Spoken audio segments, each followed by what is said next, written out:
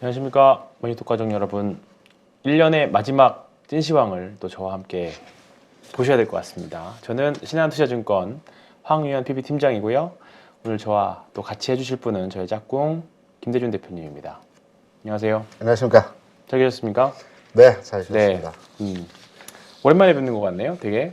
네, 지난주에 한번 쉬었죠? 네, 한번 쉬어서 제가 일정이 좀 있어서 황태환님 뵈면 네. 꼭 하나 여쭤볼 게 있었는데 네. 그 증권회사들이 지금 인사발령 시즌 있죠? 거의 끝났죠. 네. 어제 아마 발표된 걸로 알고 네. 있는데 네. 그럼 이번에 승인하셨습니까? 케이스는 아니었어요. 네. 안타깝습니다. 내년에 잘 부탁드리겠습니다. 올 한 해 정말 마지막 주까지 이제 어제 폐장이 있었죠. 오늘은 쉬는 날이고 네. 사실 오늘은 대부분의 직원들이 뭐 출근 안 하시는 분들도 있고 네. 저는 이제 출근을 해가지고 이것저것 좀 정리하고 방송 준비도 좀 하고 그랬는데 참 이번 주 마지막까지도 사실 좀 아쉬운 모습들을 좀 보여줬습니다. 저희가 이제 앞으로 올해 한 해 있었던 일들을 조금 이제 굵직굵직한 사건들 통해서 좀 되짚어 볼 건데 일단은 먼저 뭐 뒤에 또 인사를 하겠지만 올 한 해 정말 고생 많으셨고 올해를 기운 삼아서 양분 삼아서 내년에 아주 더 좋은 수익률로 한번 같이 만회해보는 또 한 해가 됐으면 좋겠습니다. 일단 코스피 차트를 한번 보겠습니다. 주봉이 이제 완성이 됐습니다. 이제 연으로 해서요. 근데 보시면 아시겠지만 2022년 최고점부터 시작해서 뭐 줄이 내내 하락만. 그렇죠. 예, 요게 이제 하락 추세, 대략적으로 제가 추세선을 좀 그어봤는데 역시나 조금 이제 극복을 못하고 긴 하락 터널 안에 네. 갇혀 있는 모습을 보여줬습니다. 어제 종가까지 해서 의미 있는 지지 라인이라고 볼 수 있었던 2250포인트를 일단은 일시적으로 붕괴를 낸 상태고요.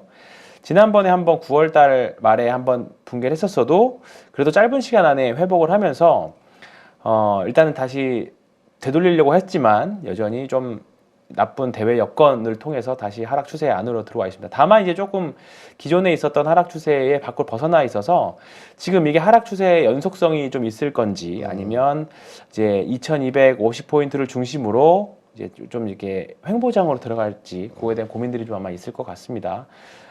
지금 뭐 여전히 하락으로 보시는 분들도 있을 거고 그렇죠. 이제 조금 바닥 언저리다라고 보시는 분들도 있을 건데 각자만의 예상은 좀 있을 수 있지만 너무 확실하게 예단은 하지 않았으면 좋겠고요. 왜냐하면 왜 이런 말씀을 드리냐면 우리가 이 고점 달릴 때만 해도 사실 3,600, 4,000까지도 보고 있었습니다. 그죠? 3,700을 보는 네. 분들이 많았죠. 많았죠. 뭐 5,500까지 기사를 또 봤던 것 같은데 네. 항상 뭔가 한쪽의 의견이 극단적으로 갔을 때가 진짜 조심을 해야 되는데 지금이 사실 그런 시기이긴 하거든요. 네. 사실 이때만 잘 돌이켜서 생각을 해보시면 이때만 하면 주가가 빠질 이유가 없다 생각했었어요. 그렇죠. 근데 1년 만에 정말 상황이 급변했고요. 네. 또 지금은 여기서 또 극단적인 또 뷰들이 나오고 있는 거기 때문에 너무 비관적으로 보시 안 하셨으면 저는 좋다라고 생각을 합니다. 주봉을 제가 네. 처음 봅니다. 완성된 네. 주봉을 처음 보는데 네. 다만 이제 긍정적인 하나의 그 네. 지점을 포착한 게 뭐냐면 기울기가 좀 달라졌네요. 네. 그러니까 지금 상황과 지난 최근에 한 4, 5개월 사이에서의 기울기 자체가 네. 그간에는 하락 기울기로의 그 주가 연속성의 네. 모습을 보여주다가 지난 한 9월인가요? 그때부터 수평 기울기로 네. 바뀌었다는 게 하나의 그 어떤 뭐 의미라기보다는 변화의 네. 분위기에서의 부분으로 판단할 수 있을 것 같습니다. 네. 이게 이제 여기서부터가 1월인데 네. 올해 이런 큰 하락이 사실 2번 정도 나오면 네. 사실 좀 바닥에 대한 신호들도 있고 그 다음에 뭐 신용 물량들이라던가 이런 이제 악성 물량들도 처리가 되는데 이제 이게 3번이 나왔고 마지막까지 대주주 양도소득세 이슈라는 조금 수급 이슈가 좀 같이 껴있긴 했습니다만 거의 뭐 한 4번 정도가 큰 하락이 좀 나온 상태입니다. 사실 정말 역대급인 하락 시장이었고 네. 올 한 해 살아남으시기만 하셨다면 저는 또 분명히 여전히 뭐 시간은 조금 내년 1분기 정도까지만 잘 버틴다라고 하면 분명히 저는 기회가 있을 거라고 생각하고 있는 사람이기 때문에 일단 그때까지만 잘 살아 계신다라고 하면 분명히 기회가 있을 거고 시장하고 완전히 또 반대로 움직이는 종목들이 여전히 있거든요. 종목군들이 또 그런 종목들에서 오늘 저희 좀 힌트를 또 드려보도록 하겠습니다. 지금 준비한 내용이 사실 좀 있습니다. 그래서 뭐부터 할까요? 올해 세계 증시 수익률부터 할까요? 아니면 뭐 굵직굵직한 사건부터 한번 사건 한번 봐볼까요? 네. 제가 좀 정리를 해가지고 좀 왔는데 여기가 1월 달입니다. 1월 달. 네. 1월 달이고요. 요때가 무슨 이슈가 있었냐면 1월 말경에 넷플릭스 이슈가 좀 있었습니다. 넷플릭스가 가입자 수가 네. 감소했다고 해서 그때 넷플릭스가 한 20% 이상 급락했던 기억이 있었습니다. 요때. 그래서 됐고요. 우리가 올 한 해 전쟁 때문에 주가가 뭐 전쟁도 당연히 인플레이션에 영향을 미쳐서 했다고 하지만 전쟁이 발발했던 거는 2월 보니까 2월 말 정도. 네, 예, 2월 말 정도입니다. 근데 거기 여기거든요. 여기입니다. 여기. 네. 여기니까 사실 전쟁이 주가에 엄청난 영향을 미쳤을 거라고 당시에 네. 했겠지만 사실 전쟁이 발발하고 난 주가는 잠깐 빠지긴 했습니다만 그게 주가에 엄청난 영향을 미치진 않았다. 그 직접적으로 영향은 크게 없었죠. 크게 없었다. 직접적으로. 네. 직접적으로 크게 없었고 그리고 이제 이런 전쟁이나 여러 가지 공급망 이슈들이 부각이 되면서 그 이후에 6월 달에 요게 이제 75bp 첫 금리 인상이 그렇죠. 있었습니다. 자이언트 스텝이 이때 나오면서 세게 한번 또 네. 시즌 얻어맞았고 그 다음에 6월달 요때 그리고 나서 7월 초에 CPI가 9%가 넘는 그게 나오면서 근데 그때 당시 해석을 이제 고점이다 라고 해서 약간 리바운딩 기술적인 반대 어떻게 보면 추세 하단에서의 참 희한하게 나중에 지나고 나서 그거 보면 희한하게 이런 것들이 다 맞춰 떨어져 갑니다. 그죠? 네. 요때 떨어지다가 이제 고점이니까 떨어질만 남았다 나오면서 기술적인 반등이 좀 나왔고 그 이후에 다시 한번 박스 이제 하락 추세의 상단 닿으면서 또 다시 한번 9월 달에 하락을 했는데 이때도 다시 한번 9월 말경에 75bp 인상이 있었고요. 그다음에 9월 초에는 이제 유럽도 물가 상승폭이 대폭으로 상회를 했었고 여러 가지 정책 그때 당시 이제 영국의 그 총리가 감세 정책 나오면서 그 이슈 또 갑자기 또 시장에서 또 회자되면서 좀 글로벌 주식 시장들이 또 급격하게 또 하락하는 사태가 좀 있었습니다. 그리고 이제 10월 중순에 이제 감세한 대부분 철회했죠. 그렇죠. 철회하면서 시장이 조금 반등하는 모습을 좀 보여줬었고요. 그 다음에 이제 국내 이슈가 하나 있었던 게 언제였냐면 10월 달, 요때 같이 겸사겸사 있었습니다. 10월 달에 주식시장에는 큰 영향이 있지 않았지만 이제 레고랜드, 레고랜드 사태가 요때 좀 있었고요. 그리고 이제 12월 이제 하다가 요때 잠깐 이제 여기가 사실 조금 이제 물가 지표가 이제 생각보다 좀 예상치보다 안 나오면서 반등하려고 했지만 여전히 하락 추세에 있는 장기 이평선이나 물량들, 이제 장기 고점 저항선에 대한 이제 가격 2,500포인트에 대한 저항선을 뭐 미국도 마찬가지입니다. 이런 부분들을 이제 저항 극복하지 못하고 오히려 어떻게 보면 호재라면 호재였는데 하락 추세를 극복했다는 거는 사실 추가 하락에 대한 암시기도 하거든요. 호재가 나왔는데 주가가 올라가지 못했다는 거는 기존에 이미 다 선반영했다라고 이미 우리가 세론 뉴스라고 표현하는 것처럼 그랬는데 여지없이 하락 추세선에서 좀 세게 맞고 지금 여기까지 나왔고 그 다음에 마이크론 감산이라던가 그 다음에 테슬라도 여러 가지 이슈를 이제 폭락이 나오면서 나스닥 기술주 빠지면서 우리나라 지수도 많이 빠졌어요. 올해 그렇게 좋다고 했던 한국 주식도 한국 주식이지만 미국 주식들도 올해 넷플릭스가 20% 하락한 적이 있었고요. 그 다음에 페이스북이었던 메타도 26% 하락을 했었고 월마트, 타겟 그 다음에 여러 가지 대형주들도 올해 하락 내내 미국 시장에서도 고전을 했고 그 부분들이 한국 시장 그대로 영향을 미치면서 반대 매매 추이도 나왔었고요. 여러 가지 수급적인 이슈 정말 안 좋았던 것들은 올 한 해 다 나왔던 것 같아요. 그래서 올 한 해 잘 복귀를 해 보시면서 이제 나중에 한번 큰 경험이 돼서 좀 올해 손실분을 만회하는 계기로 좀 삼으셨으면 좋겠는데 올해 뭐 주식도 주식이지만 자산군별로 좀 보시면 요거인데요. 네. 자, 이게 대략적으로 보시면 되는데 하얀색이 현금입니다. 현금. 네. 캐시. 네. 올해 커머더티가 1위 수익률을 달성을 했고 원유 상승이겠죠. 그렇죠. 캐시가 원유가 이제 현금이 2등.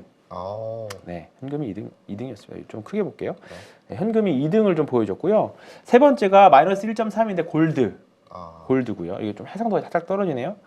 여기 리츠가 제일 꼴등이고 그 위에 마이너스 22% 신흥국 MSCI 신흥국 우리나라 포함해서 이죠. 그 다음에 S&P 500이 여기 있고 그다음에 이렇게 쭉 되어 있습니다. 근데 보면 이제 보라색이 이제 우리나라 증시하고 연동이 되어 있는데 계속 안 좋았죠. 2017년도에 엄청 좋았었고요. 네. 예. 그러다가 2018년도에는 이제 막판에 엄청 안 좋다가 사실 막판에 안 좋았죠. 내려왔다가 지금 계속 2020년 좋았다가 2021년 말, 2022년 계속 지금 사실 하방이 있어요. 근데 한 블럭이 한 년, 네, 한 연도죠. 이렇게 세로가 네, 네, 그렇죠. 밑에 열쳐 써 있고 그리고 보면 결국은 이 자산이 결국 순환하잖아요. 연속된 자산이 사실 3년 정도 연속되기가 사실 쉽지가 않거든요. 그렇죠. 그러니까 어떻게 보면 반대로 꼴등인 자산이 3년 연속 있기도 잘 쉽지 않아요. 그러니까 보면 이제 이머징 국가들도 지금 올라오고 있는 국면이라고 보면 내년에는 정말 최악은 아니지 않을까 이런 것들도 사실 좀 생각을 해보고 있고요. 지금 사실 아직 자료가 제가 정확히 공부가 안 되긴 하지만 지금 중국의 유동성 증가율이 굉장히 좀 높게 나오고 있습니다. 그래서 미국 선진국들이 이제 유동성의 힘으로 주들이 올라갔던 것처럼 사실 지금 최근에 보면 중국 시장은 아예 따로 움직이고 있거든요. 그래서 중국에 대한 관심도 내년에는 한번 가질 필요가 있겠죠. 예, 그래서 그렇게 따지고 뭐 그렇게 되면 다시 한국 시장도 충분히 좋아질 수 있는 여력이 있습니다. 그러니까 내년에는 너무 비관적으로 좀 보실 필요는 없다. 그 생각을 좀 드리면서 요 자료를 좀 말씀드렸고요. 제가 아까 서두에 올 한 해 진짜 뭐 되는 게 하나도 없다라고 말씀드렸던 게 요 자료인데요. 좀 보시기 편하게 좀 수정을 하겠습니다. 이 보시면 연말에 제가 항상 좋잖아요, 사실. 그렇죠. 제가 그래서 12월 셋째 주는 항상 휴가를 가는데 요게 사실 가장 큰 힌트예요. 보시면 그러니까 크리스마스 이후거든요. 네. 그러니까 맨 마지막 주 4거래일입니다. 2거래일하고 그다음에 연초 2거래일이에요. 네. 그러니까 지금 이거 똑같죠? 그러니까 맨 마지막 거래일 코스닥인데 그때 많이 올랐었고 연초에도 좋았고요. 2016년에 17년 넘어갈 때 이때도 마지막 거래일 좋았었고 2017년 18 이때가 사실 진짜 좋았죠. 한국의 개별 주장 그다음에 바이오장이었었거든요. 근데 이때가 사실 엄청 좋았었죠. 그리고 나서 2018년 말에 무역 전쟁으로 세게 맞았죠. 네. 그럼에도 불구하고 마지막에 양도세 물량 나오고 나왔다가 이제 그래도 1월 초에는 빠졌지만 마지막 거래일 이틀 좋았었고 그 다음에 이게 2019년에서 코로나 직전 아주 직전 근데 이때도 마지막 이 거래는 좋았습니다. 그리고 작년에도 이제 코로나 터지고 나서 2020년, 21년 요때도 다시 좋았고 그리고 이제 올해죠 올해 작년 말에서 올해 넘어올 때도 좋았습니다. 좋았죠. 근데 올해는 한번 볼까요? 올해 보시면 참 마지막 이 거래일 이거는 정말 보기 힘든 그렇죠. 최근래 보기 힘든 두 거래일을 보면 정말 보기 힘든 또 흐름이 나왔어요. 근데 영향이 저는 몇 가지가 좀 있었다라고 봅니다. 일단은 사실 대주주 양도소득세가 지난주 금요일 오후에 이제 확정이 되면서 물량이 사실 좀 많이 나왔죠.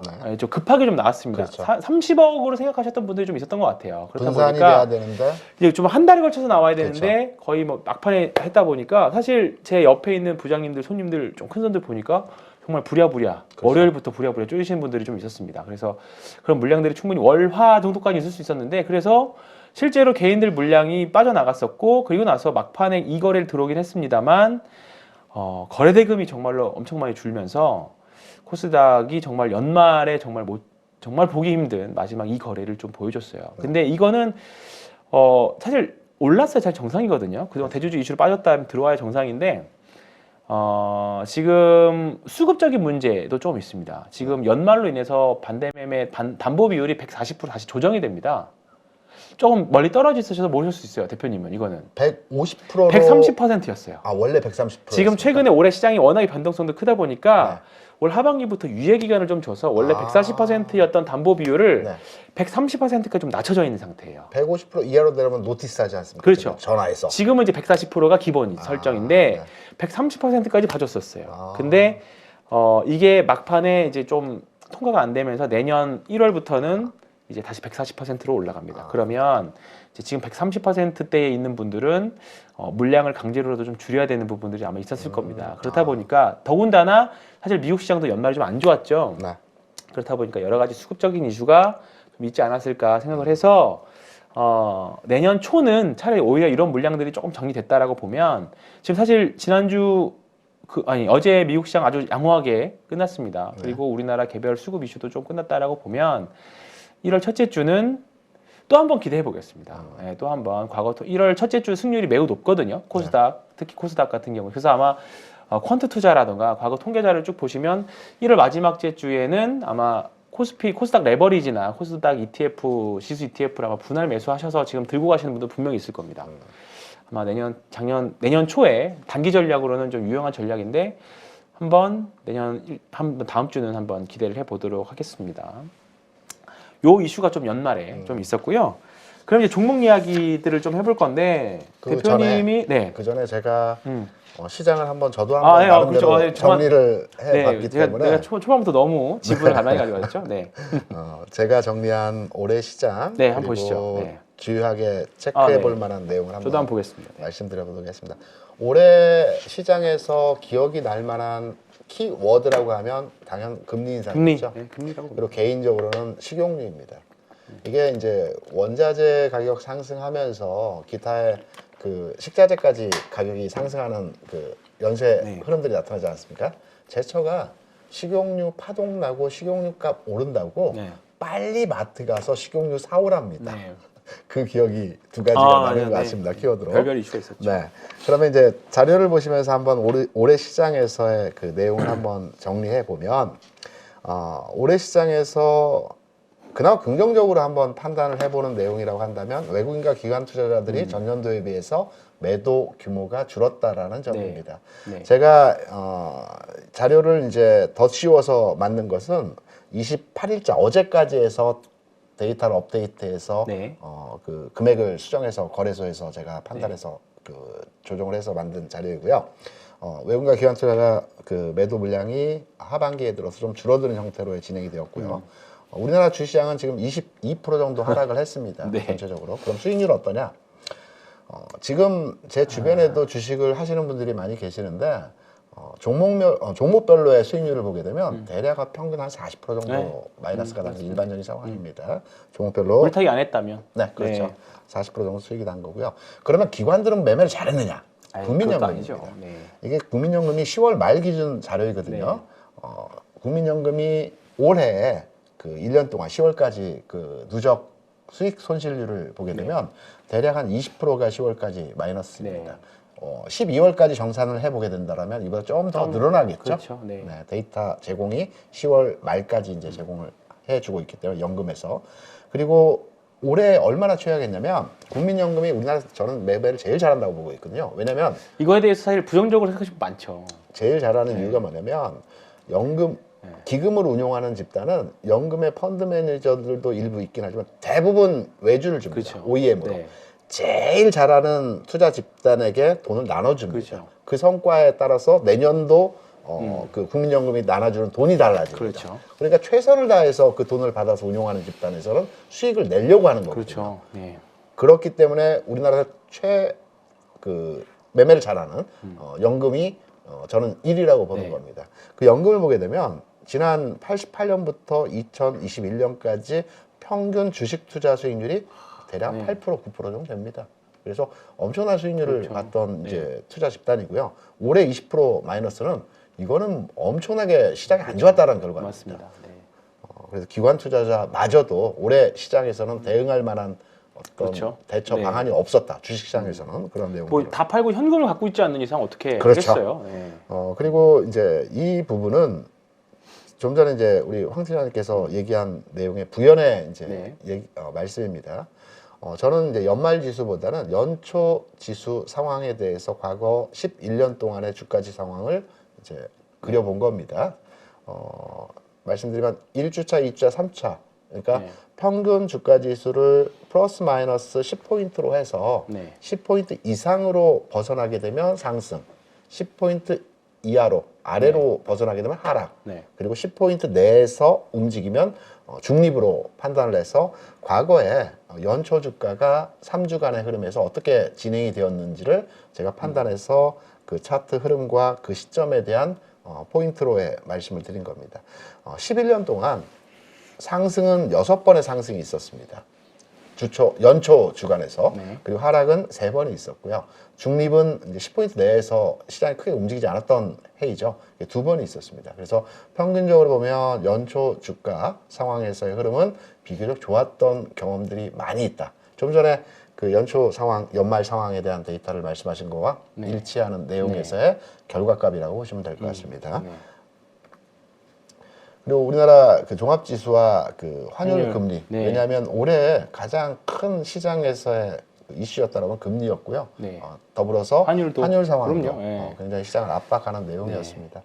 지금 현재 환율은 엄청 많이 떨어졌어요. 네, 금리는 이제 3.7%이고요. 환율은 1,268원을 지난 종가에서 기록하고 있습니다. 연초 출발 가격은 1,200원 정도 됐습니다. 네. 금리 자체도 1.75% 금리였죠. 네. 3년 만기 국고채 네. 수익률 기준으로 해서. 그러면 시장이 하락하면서 환율도 당연히 1,300원 수준으로 그 올라왔고요.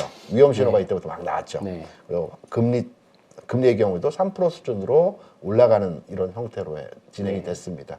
이러면서 급격하게 지수가 빠진 구간이 7월, 8월 뭐 이 시점에서 이 하락이 나타났고 이때도 환율과 금리가 동반해서 주가 지수의 역으로 움직이는 형태가 진행됐습니다.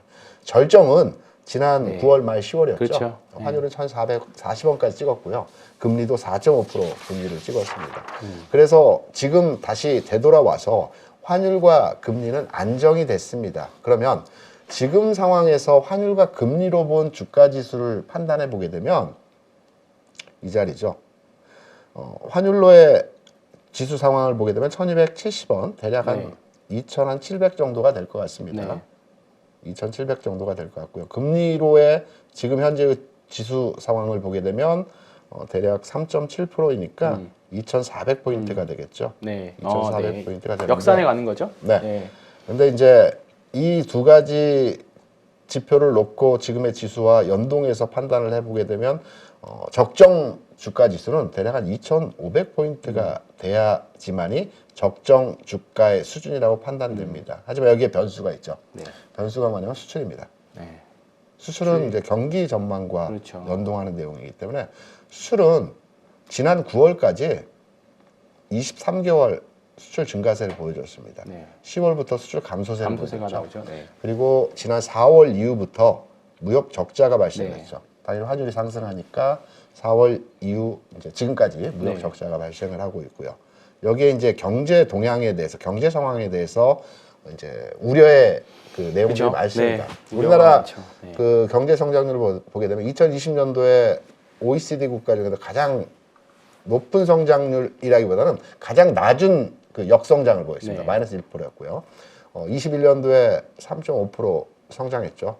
미국이 예상치가 3%였는데 3.8% 성장하면서 미국 시장이 굉장히 강하십니다. 네. 그리고 올해 아직 데이터 값이 나오지 않았지만 대략 한 2.1% GDP 성장률을 예상을 하고 있습니다. 그리고 내년도 경제 성장률에 대해서는 뭐 IMF나 국내 그 KDI 같은 경우는 1.5에서 2% 수준을 예상을 하고 있습니다. 지금 현재 이 수준에서의 상황이 지금 주가 상황의 하락에 대한 2,500포인트에 대한 상세 내용이라고 볼 수가 있습니다. 그러면 여기에 대해서 우리가 이제 판단할 게 여러 가지 악재에 대한 부분을 일단 총 집합해서 지수 상황에서의 내용을 판단했지 않습니까?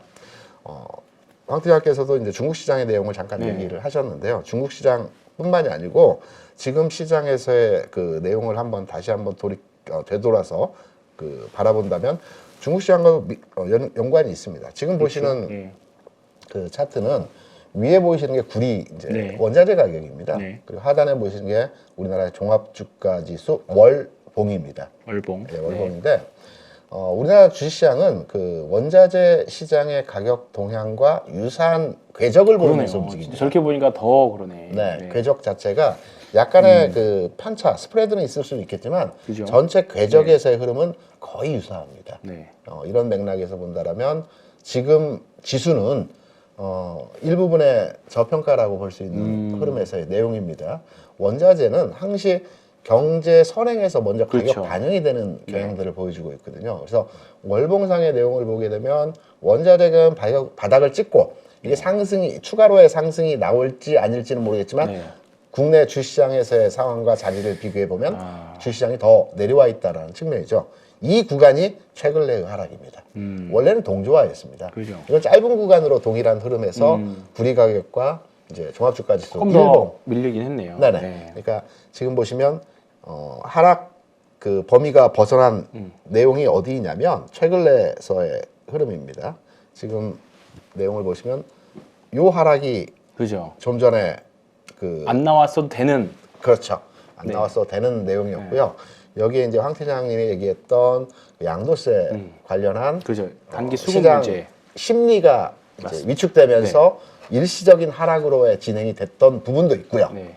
또 연말이 되면서 기대했던 시장의 뭐 산타랠리라든가 그건, 기대감이 이제 져버리면서 어떤 투심이 약화됐고 여기에 대한 반발 매도세가 나오면서 시장이 한 단계 하락하면서 연동되지 않은 흐름인데 보통 시장에서는 갭이 발생하면 그 갭을 메꾸려고 하지 그렇죠. 않습니까? 네. 그래서 연동되어진 상황에서 연동 이탈을 했을 때는 일시에 다시 반등하는 흐름이 나타날 수 있다라는 측면으로서의 해석도 가능한 네. 지점이기 때문에 황 팀장님이 얘기했던 부분과 제가 판단하고 있는 시장에 대한 부분을 그 종합해서 이제 말씀해 유추해 주시면. 보면 연초 지수는 감히 이제 조심스럽게 예상을 해볼 때 하락의 분위기에 대한 내용보다는 그래도 상승의 가능성에 좀 더 무게 중심을 두고 판단해 볼 수 있는 자리라고 네. 저는 개인적으로 해석을 하고 있습니다. 네네네. 아직은 뭐 여전히 하락 추세를 극복하기 위해서는 시간도 좀 사실 필요하고 네. 사실 이 코스피 지수를 개별주라고 놓고 봤을 때 사실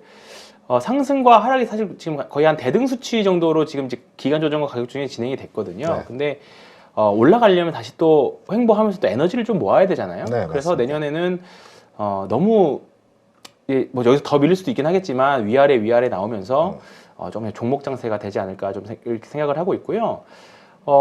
외국인 투자자들 수급을 한번 조금 특이점이 있어서 작년 수급을 특점이 있는데요. 아까 대표님이 연간 코스피 보니까 4조 순매도로 되어 있던데 제가 여기는 한 6조 8천억으로 되어 있거든요. 아 그렇습니다. 네.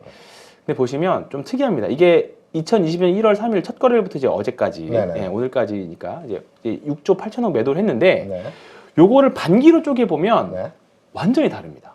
아 상반기 보일까요? 하반기 네. 나눴을 이제 때 보시면 이제 결론은 6조 8천억 정도인데 네. 요거를 6월 말까지만 보면 뿅 보면 16조를 팔았어요. 아 그러면 10조를 그럼 반대는 어떻게 되겠습니까? 샀다라고 볼 수도 있겠네요. 그렇죠. 하반기에는 우리가 이제 주식을 7월부터 샀다라는 이제 소리를 많이 들으셨을 텐데 하반기는 오히려 안 나오냐? 여기 좀 보면 보시면 9조 3천억 순매수입니다. 하반기에는 오히려 역으로. 예, 이게 분명히 그때 환율 1,400원 올라갔을 때 이상 올라갔을 때 환차 이익을 노리면서 들어온 뭐 그렇죠. 바닥에서 이제 깔면서 들어갔던 그런 자금들인 것 같긴 한데 어쨌든 외국인들은 이게 개인들처럼 딱 바닥을 콱 사고 싶어서 하는 게 아니라 어차피 바닥은 위아래 하면서 나오는 거잖아요. 맞습니다. 그러니까 이제 그 구간을 두고 천천히. 근데 반대로 작년에도 보면 위에서 천천히 1년 내내 팔았잖아요, 외국인들이. 그렇죠. 예, 그런 것처럼 지금 외국인들은 요거만 놓고 봤을 때는 굉장히 조금 저는 긍정적인 신호라고 일단 생각합니다. 이거 뭐 그렇게 안 좋다고 하는데 외국인들이 지금 사는 거는 뭘까? 물론 여기서 더 최악으로 하게 되면 당연히 반전해서 또 다 때려버릴 수도 있긴 하겠습니다만 거의 뭐 한 10조 정도를 샀기 때문에 그렇게 적은 물량은 저는 하반기에 외국인들 산 물량은 어쨌든 아니지 않을까 그렇게 생각을 좀 하고 있습니다. 다만 여러 가지 해결해야 될 문제들 그리고 이제 대부분 좀 주목을 하고 있는 게 이제 1월 말에 있을 미국의 빅테크 회사들의 실적 발표. 네. 그게 이제 진짜 이제 좀 안 좋게 이게 금리 인상 부분 영향과 이제 경기 침체에 대한 영향들로 인해서 1월 말 정도에 나올 실적 발표들로 인해서 시장에 충격이 있을 거냐 없을 거냐 그거를 이제 하락하시는 분들이라고 하면 그거 이제 거기서 한 번 더 내려가면 사겠다 이제 그런 전략들을 하고 계시는 것 같고 아니시면 최소한 현금 갖고 있는 분들이나 뭐 주식을 100% 갖고 있는 분들이야 이제 제발 사실 뭐 기도를 할 수밖에 없긴 지금 하긴 한데 그 기업들 미국의 실적 예상치는 올해 이제 1분기, 2분기, 3분기를 봤을 때 1분기에는 전체 미국의 상장사 기업 중에 한 85%가 호실적을 발표했습니다. 그리고 2분기에는 한 80% 정도 됐었고요. 3분기에는 한 75% 기업들이 호실적이었습니다. 이럼에도 불구하고 주가가 빠졌거든요. 네. 4분기에 당연히 75% 미만의 기업들이 호실적이 나올 것 같습니다. 뭐 70%나 65%에 대한 부분이 나올 것 같습니다. 근데 제가 판단할 때는 이미 이제 그 시장에 대해서 기업의 실적은 그 기준치가 좀 낮아졌다라고 보고 있거든요. 맞습니다. 엄청 많이 낮아지고 네, 기준치가 많이 낮아졌기 때문에 누구나 다 안 좋을 거라고 다 판단을 하고 있습니다. 네. 그래서 그 기준치 부합의 내용으로 시장이 움직인다기보다는 기대치가 낮아졌기 때문에 네. 그 기대치에 의해서 그렇죠. 낮은 실적이 나오더라도 시장의 충격파는 그렇게 크지 않을 않을 것이다. 거다. 네, 그렇게 판단을 하는 부분이 이제 있습니다. 하락을 보시는 분들은 네. 그걸로 이제 한 번 더 맞는다.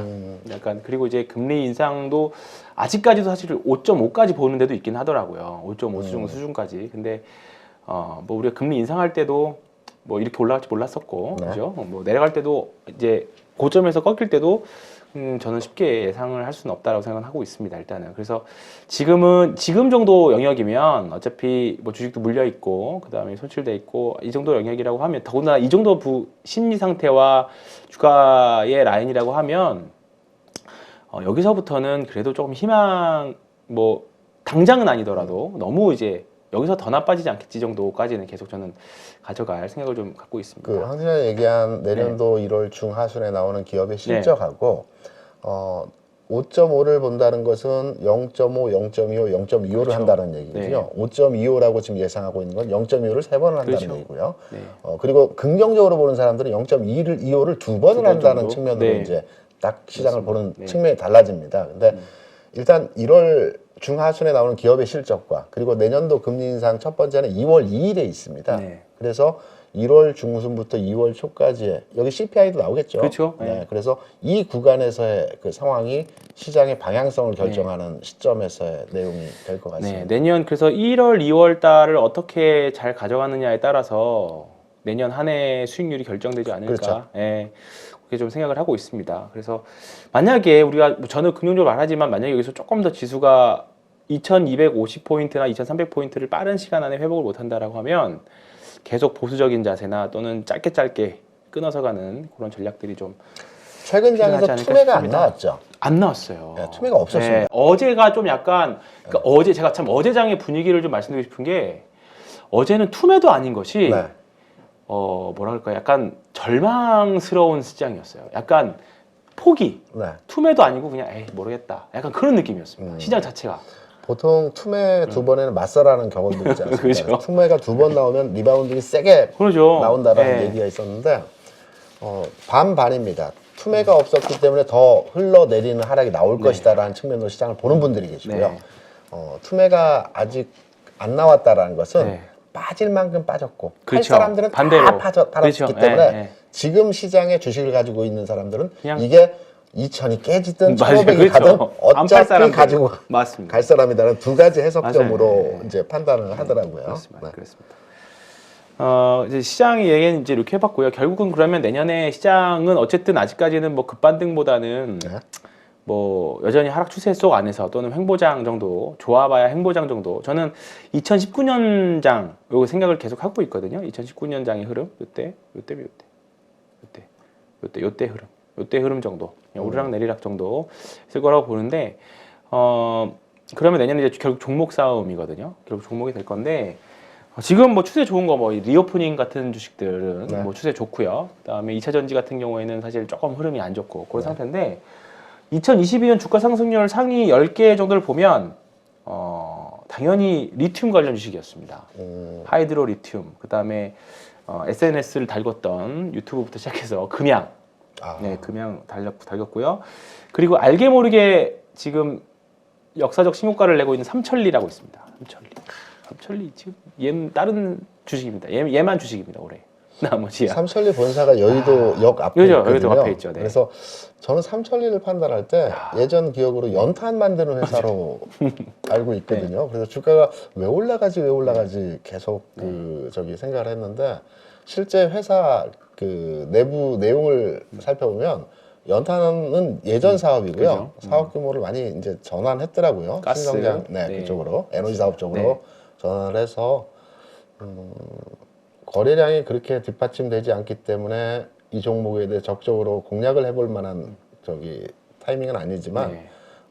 최근에 계속해서 주가 움직임은 네. 탁월하게 움직이는 네, 것 요거는 같습니다. 일봉 주봉이긴 한데요. 이제 네. 일봉 여기 보시면 이게 신고가 근처에서 이게 과다한 거래량은 조금 사실 조심을 해야 되긴 그렇죠. 하는데 이제 조금 있으신 분들은 언제든지 추세가 꺾여지면 매도할 준비를 저는 해야 된다고 생각합니다. 그리고 실적도 추정치들이 올해를 정점으로 해서 이제 조금 이제 꺾여져가는 그런 분위기이기 때문에 그렇죠. 혹시나 이제 시장이 반등하기 시작하고 에너지 가격이 좀 잡히기 시작하면 반대로 좀 세게 맞을 수도 있는 그런 주식입니다. 그래서 일단은 뭐 보유자의 영역 정도, 뭐 신규 진입해도 전 상관없다 생각해요. 대신에 빠른 손절이 필요한 주식이라고 생각을 합니다. 보통 이런 종목들은 이제 그 투신사나 자문사에서 네. 공략을 하는 종목으로 계속 그렇죠. 계속 가져가면서 올라가거든요. 이제 애드업하는 예, 골프장 같은 종목들이 이런 그렇죠. 형태로 과거에 계속 그랬죠. 올라오고 네, 맞습니다. 예, 그렇습니다. 약간 개별주 스타일로 네, 올라타기는 좀 애매합니다. 네. 거래량이 없죠. 없습니다. 네. 그에 반해서 이제 하락률 하위 10선들을 보면 올해는 이제 가상화폐 관련 주식들, 아, 네, 비덴트가 거의 한 마이너스 87% 8% 됐고, 네네. 그다음에 지금은 좀 반등하긴 했습니다만 메타버스 관련 주식들 네. 좀 많이 빠졌고, 위메이드도 80% 하락했고요. 그렇죠. 그다음에 메지온 같은 제약바이오도 바이오테크도 한 80% 하락했고 그렇습니다. 이게 가지고 계신 분 사실 좀 보면 한때 엄청난 수익률을 보여줬던 주식들이거든요. 그렇죠. 근데 이제 산이 깊으면 골이 깊다고 네. 확실히 조금 이제 증시 격언들을 그대로 가지고 말씀해주고 있습니다. 그러니까 테슬라도 사실 산이 엄청 높다 보니까 골이 깊은 그런 네. 형국을 보여주고 있고. 그 이제 찾아보시면 하이먼 민스키 모형 아시잖아요. 항상 네. 주가 급등 이후에 그렇죠. 일차 하락 반등 주고 딱 밀려버리는 네. 그런 모형인데 제가 얼핏 생각나는 게 그와 관련된 모형이 생각나는 게 뭐가 있을까요? 그 모델을 주는 게 안트로젠 과거 사례인데요. 지금은 주가가 완전히 좀 많이 밀려 있긴 합니다만 과거 이게 2018년도에 가장 엄청 핫했던 주식이었습니다. 요 자리. 네, 이 전형적인 이제 하이먼 미스키 모형. 주가 1차 상승, 1차 파동 이후에 2차 쉬었다가 쫙 올라갔다가 한번 쭉 빠지고 반등 주는 척 하다가 이제 끝나고 나오는 대부분의 종목들이 요 모양을 그리죠. 대형주는 그러하지 않은데 네. 중소형 종목들은 이 패턴의 이 패턴이, 모습으로 네. 만들어 가더라고요. 네. 그리고 이제 여기서들 많이들 물타기도 많이 네, 하고 많이 삽니다. 네. 여기서 못 팔았던 분들이 네. 다시 간다. 네, 여기서 그렇죠. 많이들 사죠. 그런데 사실 여기는 굉장히 좀 네. 그냥 이 패턴이 굉장히 좀 지나고 나서 보면 굉장히 많이 보이는 패턴이에요. 네. 오늘 이제 마감하는 자리이고 네. 시장 분석을 한번 해보는 자리이기 때문에 왜 저기서 우리가 속는가라 보면 시점을 그 시점으로 딱 갖다 놓으면 누구도 살고 그럼요. 싶어하는 그럼요. 그 매력을 느낄 만한 지점입니다. 기간을 딱 그 직전 상승 흐름으로 여기까지 본다면 그렇죠. 한 번 더 조금 앞으로 좀만 더 아니 좀만 앞으로라는 게 이렇게 그 재상승의 시점에서 네. 장대 음봉이 여기서 뒤로 네 조금 더 요 구간에서 흐름에서 보면 네. 이 더 편선도 하겠는데? 돌고 다 네. 살아 있고 네. 정배열 상태에서의 흐름에서 이거 다시 가는 흐름에서의 모습이 아닌가라고 일반적으로 생각할 수 그렇죠. 있다고요. 네. 그래서 여기서부터 사기 시작합니다. 한 칸씩 뒤로 가다 보면 이게 여기서 속지 말아야 되는 네. 되시기 때문에 이 패턴을 한번 우리가 같이 공유해 네. 보는 겁니다. 한 칸 한 칸 뒤로 가다 보면 주가 흐름이 계속 여기서 한번 노려볼 만한 여기서 그렇죠. 더 사고 싶은 그죠. 시점이거든요. 신고가 가는. 네네 네. 여기 단기 가는 걸로 신고가잖아요. 네. 간다. 네. 라고 뚫었다. 해서 네, 네. 이렇게 판단하는 거예요. 이때 밀어버립니다. 보통 네. 보면 이렇게 그렇죠. 네. 이렇게 밀어버립니다. 네. 이때는 가차없이 갖다 팔아야 돼요. 이게 더 갈 수도 있는데 그렇죠. 만약에 우리 예상과 다르게 부러졌을 때는 네네네. 정말로 가차없이. 가차없이 밀어야 네. 됩니다. 근데 여기는 여기서 전형적으로 너무 고점 대비 고점에서 대량 거래 음봉을 줬기 때문에 네. 이게 거래량은 이제 앞점보다 작지만 이제 거래대금은 가격이 많이 올라온 그렇죠. 상태에서 터졌기 때문에 거래대금으로 바꿔서 놓고 보면 여기 최고점에 되어 있거든요. 그렇죠. 그러니까 이런 거는 제가 과거에 카카오 사례도 말씀드렸던 것처럼 정말 대시세 이후의 대량 거래 고점은 정말 조심해야 되는 패턴. 특히나 개별주에서는 해당 시점에서 보면 사볼 만한 종목이었어요. 네. 지나고서 보니까 그죠. 두 네. 번의 고점을 주고 꺾인다라고 해석이 되는데 이 패턴은 앞으로도 개별주를 매매하시는 분들 특히나 이제 이게 엄청난 희망회로를 가지고 올라가거든요. 그렇죠. 이제 바이오텍이나 여러 가지 종목들이 뭔가 역사적인 신고가를 가게 되면 정말로 이제 어나더 레벨로 가면 이제 좀 약간 새로운 스토리들이 써집니다. 근데 이제 탐욕 그때가 정말 누구나 다 수익 중이고 다 박수 칠 때인데 그때는 이제 언제든지 좀 준비를 하셔야 될 때라고 생각을 합니다. 그래서 뭐 요거는 한번 과거 사례 패턴으로 해서 한번 말씀을 드려봤고요. 갑자기 와서 또 그렇습니다. 그래서 지금 보면 아까 위메이드도 그랬고요. 그래서 좀 안 좋은 주식들이 있긴 한데 좀 부디 내년에는 이 주식도 마찬가지죠. 대량 거래 이후에 네. 하락했다가 상승. 이것도 다 또 전형적인 하이먼 민스키 모형을 그려가지고 있습니다. 그래서 이런 패턴들은 잘 두셨다가 고점에서 어차피 못 팔아요. 우리가 그렇죠. 못 파는데 손실은 줄일 수 있는. 그래서 이거 만약에 갖고 있었으면 얼마나 아직까지도 1년 내내 속이 상했었겠습니까? 그래서 조심하셔야 될 것 같다라는 생각을 좀 보고요. 일단은 이제 내년에 대표님께서 이제 거의 마무리가 되게 생각보다 얘기를 많이 했네요. 내년에 좀 긍정적으로 보시는 섹터? 네. 네. 섹터는 저는 그러니까 내년이라고 해서 굉장히 멀게 느껴지는데 네. 내일 모레 월요일장이거든요. 그렇죠. 네. 월요일장인데 네. 월요일장에서 한번 관심을 가져볼 만한 업종의 섹터는 저는 2차전지라고 보고 있습니다. 2차 전지. 네, 2차 전지는 충분히 그렇죠. 네. 단기 반등 사이클에 딱 들어왔습니다. 네. 이제 이게 추세가 바뀐다, 흐름이 전환됐다라고 아직 판단하기 네. 이르지만 이건 너무 하락 추세인데. 네. 어떤 종목인가요? LG 에너지 솔루션. 보고 계시는 건 뭐예요, 그러면? 2차 전지. LG 화학, LG 화학. LG 에너지 솔루션, 에코프로비엠이 반등 네. 구간에서의 흐름에 들어왔다라고 저는 개인적으로 판단을 하거든요. 단기 반등 흐름에서의 네. 지점이죠. LG 화학이 1차적으로 저는 그 반등에 대한 LG 가능성으로 화학이 훨씬 흐름은 좋은 모습을 네. 보이네요. 네. 접근하는 이유가 몇 가지가 있습니다. 이제 이 부분에 대한 설명을 제가 보인 차트로 이제 말씀을 드리면 일단 지지 라인에 들어왔고요. 지난 하락의 고점 네. 지지 라인에 들었고 반등줄 지점에서의 가격 진행이 네. 들었고요. 그리고 뭐 흐름에서는 이런 모습이지만 여기서 이제 전환이 되겠죠. 이 모습에서의 가능성을 두고 보고 있고요. 네. 그리고 아까 좀 전에 말씀드렸던 동일한 패턴입니다. LG에너지 솔루션도 뭐 동일한 흐름에서 접근이 가능하겠죠. 그래서 LG에너지 솔루션도 한번 보게 되면 영자로 영자로. 네. 네. 네. 비슷한 흐름에서의 네. 이제 이거는 지난 저점 부근에서의 흐름에서 네. 지점에 들어왔죠. 네. 그리고 에코프로비엠도 동일 형태에서 지점에 들어왔다고 네. 저는 판단을 하고 있습니다. 네. 그래서 월요일장에서 시장 상승의 흐름을 우리가 기대한다라면 네. 그 상승 흐름에서의 전면에 있는 업종은 2차 전지가 될 것이다. 전지. 라는 측면으로 반등도 했고 미국에서. 그렇죠. 네. 그리고 그런 흐름에서 예상을 하고 있고요. 그리고 말씀드렸던 2차 전지의 이제 묵직묵직한 종목들이 그간의 하락에 있어서 이제 단기 반등줄 자리에 네. 딱 들어왔다라는 그러네요. 측면에서 네. 2차 전지가 다음 주 초반 중반까지의 흐름을 시장을 주도하는 어떤 시세 선도의 종목들이 네, 네, 되지 않을까라고 네. 해당 섹터에 대한 긍정적인 다음 보는. 주는 네. 이렇게 LG 화학이 저는 사실 조금 더 좋아 보이네요. 일단 가장 먼저 더 추세를 먼저 돌렸고 그렇죠.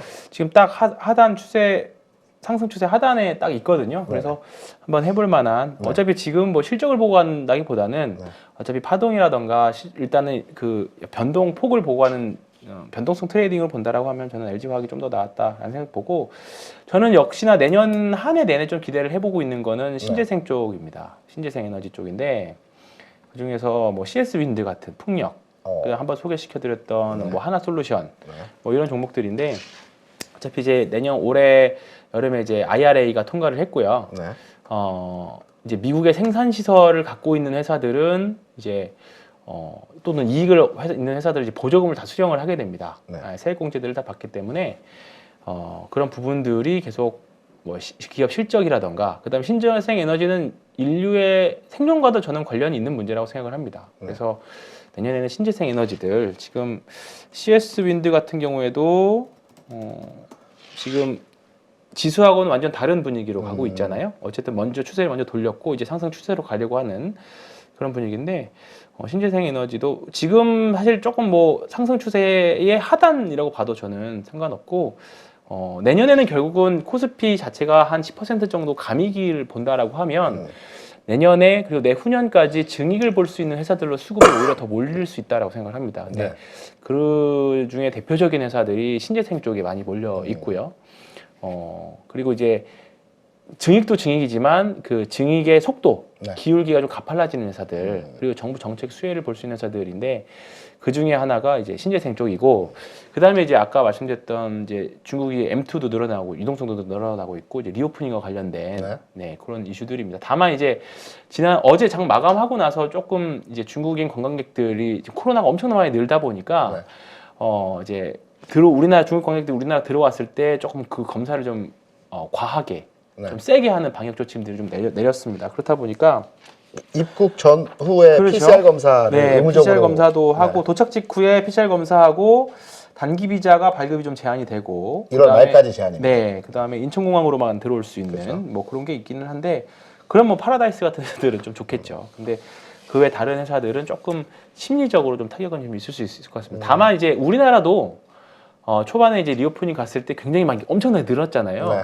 근데 미국도 중국도 마찬가지거든요. 중국은 워낙에 인구수가 많다 보니까 사람 수 늘어나는 게 엄청 뭐 억명 단위로 늘어나더라고요. 그렇죠. 근데 사실 비율로 보니까 우리나라 서울시 늘어났을 때랑 거의 비슷한 비율로 나오는 것 같습니다. 1월 말까지 중국 관광객 입국 제한에 대해서 이제 발효를 했는데요. 저는 중국 관련 그 종목을 보면 리오프닝 관련주 여러 종목이 있지만 저는 유통주를 중요하게 보고 있거든요. 네. 유통주 중에서 백화점 관련주를 상당히 긍정적으로 보고 있습니다. 네. 물론 이런 단발성 악재가 있어서 해당 종목이 월요일이나 다음 주 상황에서 움직이는 자리는 아닐 수는 있겠지만 저는 궁극으로 그럼요. 네. 1분기 내년 1분기 상황에서 중국 그 상황과 연동해서 내가 주식을 한번 사보겠다라고 한다면 드러나 있는 뭐 우리가 여행주라든가 항공주라든가 관련한 종목을 그 세팅하기보다는 과거에 유통주는 중국의 경제 상황과 맞물려서 주가 흐름이 그 동일하게 움직이는 형태들을 많이 보여줬거든요. 그리고 최근에 화장품주 움직이는 거 한번 보셨죠? 뭐 또 엄청 막 끝났다라고 했는데 거기서 또 그렇죠. 조롱이 나오자마자 또 반등이 나오고. 그렇죠. 아무래도 퍼스펙 같은 네. 경우는 8만 원 수준까지 하락했다 그럼요. 14만 원까지 올라가는 네. 모습들을 보여줬는데 신세계라든가 롯데쇼핑이라든가 이마트라든가 현대백화점 같은 네. 그 유통 백화점 관련 종목들이 최근에까지 현대백화점도 주가가 좋네요. 네. 굉장히 그 침체돼 있고 소액권으로 네. 벗어나 있는 상태입니다. 지금 시장에서 유통주 바라보는 사람 거의 없을 없죠. 겁니다. 네. 그러면 다음 시세를 바라보고 지금 시점에서부터 주식을 조금씩 모아가는 형태로의 진행을 하는 것이 내년장을 준비하는 입장에서 등락차가 있는 종목보다는 우리가 좀 담아놓고 기다려보는 대응으로 진행을 할 때 저는 백화점 관련주들 지금 시점에서 한번 담아갈 만한 시점이다. 네. 빠질 부분이 별로 없습니다. 그리고 중국 경기가 좀 살아난다라고 한다라면 이 종목들이 다시 시세가 만들어지는 제도약의 타이밍이 될 것 같고요. 중국에 지금 입국 제한 얘기들이 많이 있습니다. 하지만 중국에 대해서 이제 긍정적으로 바라보는 뷰들에 대한 내용들을 한번 짚어보면 중국에서 11월에 이제 그 건설 경기 부양을 위해서 몇 가지 이제 부양책을 발표했거든요. 이게 단순하게 이제 단기적인 처방이 아니고요. 중장기적인 처방으로서의 이제 철강 가격을 회복시키기 위한 과정에서의 부양책들입입니다. 그리고 내년도에 양회가 있습니다. 3월에 양회가 있기 때문에 오랜만에 들어본 양회. 네, 양회에서는 통상적으로 그해 중국의 비전 발표를 합니다. 또 하겠죠. 네, 비전 발표를 하게 되면 당연히 침체된 경기에 대한 부양을 위한 정책들이 다수 발표가 될 겁니다. 이 과정에서 중국 흐름에서의 내용은 내년 뭐 2월, 3월 중심으로 해서 다시 중국 경기가 살아나는 시점으로의 그 내용으로 판단하고 있고요. 여기 하나 더 추가해서 말씀드리면 우리나라에서 중국 관광객들에 대해서 1월 말까지 입국 제한을 일단은 실시했지만 이건 미국을 따라가는 차원에서의 그 제한이라고 보고 있습니다. 중국에서 그간 한 3년 동안 눌려왔던 관광객, 해외 관광객 그리고 여행 관광객들이 시기가 춘절에서부터 5월 노동절까지의 시점에서 가장 그 여행객들이 늘어나는 시점입니다. 그래서 이미 3월까지의 그 항공권이 다 예약이 된 상태이고요. 2월부터 그러니까 춘절이 우리식으로 보면 설이죠. 1월 말에 올해는 설이 있으니까 이 시점부터 5월까지의 여행객들이 가장 많이 늘어나는 시점이기 때문에 이 시기를 이제 기점으로 해서 경기 상황이 호전되고 또 여행객도 늘어나고 과거에 우리가 그 명동에 가면 요커들 많이 있지 않습니까? 그렇죠. 네. 그때 시장 요커도 뭐 진짜 요즘 명동 가보시면 이제 깃발도 많이 보입니다. 확실히 그 더러 관광객들 보이나요? 네. 아. 저는 이제 직장이 근처다 보니까 몇 번 가봤는데 네. 확실히 명동 상권이 조금 활기가 좀 달라졌다고 생각해요. 네. 그래서 이번에 1월 말까지 입국 제한이라고는 하나 이 부분이 뭐 개선이 되고 변화가 될 때는 다시 중국에 대한 네. 붐이 틀림없이 만들어질 것이고 이 흐름과 연동해서 우리가 주식을 투자해 본다라면 백화점 유통주 네. 이쪽도 관심을 가져야만 될 지점이고 네. 종목의 흐름이라고 저는 판단하고 있습니다. 그리고 이제 마지막으로 게임주들 지난 네. 이번 주에 파노 어제 그나마 7개 네, 회사 파노가 좀 나왔죠. 그래서 이거 보시면 펄어비스 같은 경우에는 아직 반등다운 반등 나오지 않았는데 워낙에 좀 많이 빠져 있고요. 네. 대부분 절망석에서 반등이 나왔다고 그렇죠. 보면 아모레퍼시픽도 사실 이런 자리에서 반등이 급반등이 좀 나왔었거든요. 맞습니다. 그러면 사실 한 장기 저항인 한 6만 원까지만 가도 벌써 50% 정도가 되고요. 그다음에 애니소프트 같은 경우에는 벌써 돌파를 하고 뭔가 추세를 만들어내려고 하는 노력들을 좀 보여주고 있습니다. 그래서 게임주들 너무 이제 메타버스와 저는 조금 아직 엮여 있는 주식들 말고 정말 우리 순수 오리지널 게임 회사들이죠. 그 회사들 종목들도 한번 공부해 보시고 신작 스케줄 저도 한번 좀 공부해서 나중에 또 말씀 좀 드려보겠습니다. 그래서 중국에서 한알령을 제안할 때 첫 번째로 한 게 게임이었거든요. 게임, 그죠? 네, 그래서 이번에 이제 7개 품목이긴 네. 저 게임이긴 하지만 풀어줬다라는 거에서 네, 참 드라마 의미를- 이번에는 사실 뭐 드라마를 좀 먼저 영화 쪽을 풀어주긴 했습니다만 네네. 이제 이쪽 부분에서도 좀 긍정적인 소식들이 들어온 것 같습니다. 그래서 내년에는 조금 중국과 관련된 내용들, 그러니까 그렇죠. 좀 길게 보면 사실 중국 경기가 살아나면 우리나라 화학주까지도 사실 좋잖아요. 네, 그런 그렇죠. 부분들까지도 한번 고려해 보시면서 내년에 투자 업종들 한번 고민해 보시고 내년에 수익을 올해 손실이 나셨던 분이라고 하면 만회를 해야 될 것 같습니다. 주식에 사람만 있으면 붙어만 있으면 기회가 있을 거라고 생각합니다.